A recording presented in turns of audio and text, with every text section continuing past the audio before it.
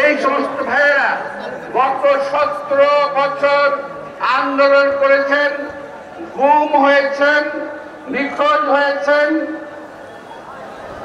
শাহাদাত বরণ করেছেন, জেল খেলেছেন, সেই সমস্ত ভাইদের কথা আমাদের ভোলা চলবে না।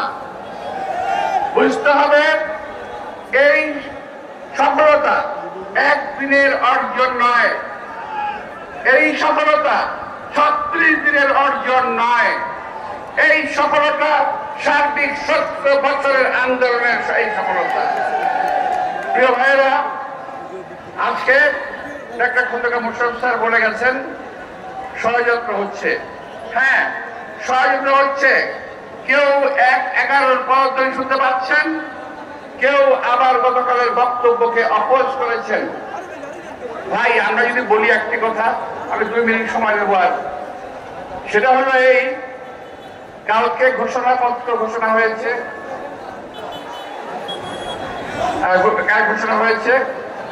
বৃষ্টির মধ্যে ভিজে আমরা ওখানে ছিলাম। যদিও আমার